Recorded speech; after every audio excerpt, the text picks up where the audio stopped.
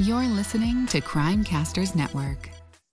So, Steve, from a prosecutor's standpoint, walk us through behind the scenes, the decision making that goes into trying to decide if you have enough evidence to try a case like this or not. Some cases continue to be warm, where there are leads, where there are tips, where the progress is being made.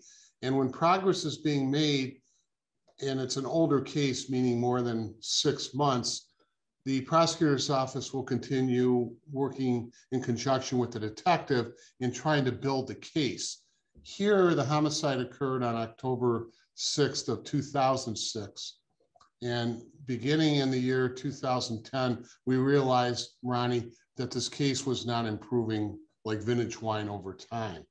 Therefore, either we would issue a homicide charge against Mr. Jabali, or we would essentially close the file. So with that, what was the evidence that you thought you had that was going to lead to a conviction? Good question as to the evidence we had. Number one, motive. He had a motive to kill at least his father because of concerns by Ronnie Jabali of perhaps being cut out of the business, or not being promoted, or not receiving the fruits of the business. That was a motive. Secondly, he had opportunity. He can't account for his time during the time frame when his parents were killed. Thirdly, he has the wherewithal, meaning he's strong. He has access to knives. That was an interesting issue at trial. He's a butcher, an owner of a meat market, so to speak. And he knows how to use knives. Not that you and I don't, but he's skillful with knives.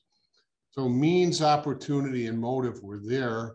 Also, lack of another suspect, because police department reviewed potential suspects, like perhaps those who were in business with Mr. Jabali, the deceased, and we could not find anyone who had a motive to kill him, or anyone who had threatened to kill him. And this definitely wasn't a case of a robbery, because nothing was stolen. Right. This is a personal homicide, and no motive in terms of money, and therefore it's not a stranger. It has to be somebody who knows the family.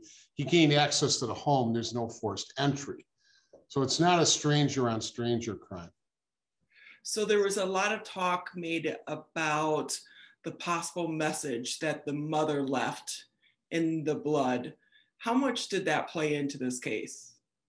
It's good and bad, because yes, it appears that somebody, namely Christina Jabali, had tried to leave a message for posterity in blood on the concrete floor of the garage.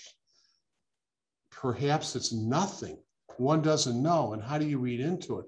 How is it bad? Because it didn't say clearly RJ or Ronnie Jr., because she knows her son's name. On the other hand, some experts in reviewing it said it appears that she's trying to write RJ. Anytime there's ambiguity for the jury, it works against the prosecution, because prosecution has to prove the case beyond a reasonable doubt.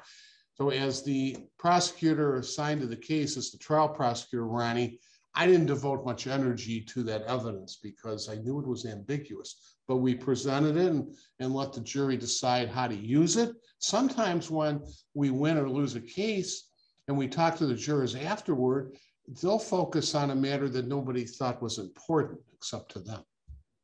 And how much do you think his drug habit played into this case at all? It affects the case in many ways. It links him circumstantially. One, he needs money. He has a drug habit. Secondly, it distorts his thinking. It's not positive for him. When he finds out his parents have been murdered, he kept the store open in Eastern Market in Detroit. And his sister was working there as well, because this is a family business. Yes. That's odd to me. If and we know that in some of these situations, we think someone should act a certain way. When they don't, it raises red flags. But to keep your store open, knowing that your parents had been murdered, did that also add to the red flags about Ron Jr.? It has three effects. Number one, it shows bad character on his part. You and I are not being judgmental when we say that, but we know that a reasonable person, upon finding out that his parents are dead, are deceased, and that they were savagely murdered, would close the business and drive as fast as he could to their home to find out what happened, to offer comfort to other relatives or other loved ones. So that showed bad character on his part. Secondly, it reinforced our belief that he's the culprit, which is important because we have to have a belief in our own hearts and souls that the person committed the crime in order to bring it forward. It's not a legal standard. But thirdly, it was circumstantial evidence that he did it. He knew he did it. He didn't want to face it. He didn't want to see that his parents in the distressed state that they were in, namely deceased and bloodied and savagely murdered. So those are the three factors that we considered important. Now, if I may, when jurors are deliberating, you might have one juror who says, he did it. Look, he didn't visit his home. He kept the business open. And you have another juror who might say, he's in a state of shock. So you don't know how a jury is going to interpret that evidence. And I think about this as well, because do you think if you would have had a different jury, maybe you would have got a conviction out of this? Yes, it might be. If we tried this case 10 times, we win 7 out of 10, 8 out of 10.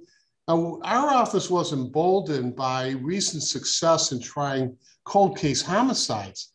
We were on a winning streak, so to speak, and maybe one shouldn't characterize prosecution and defense as a winning streak because it's not a game. But the point is that we had prevailed in many circumstantial homicide cases leading up to the Jabaley case, which gave us confidence that we would be successful in what is a circumstantial evidence case.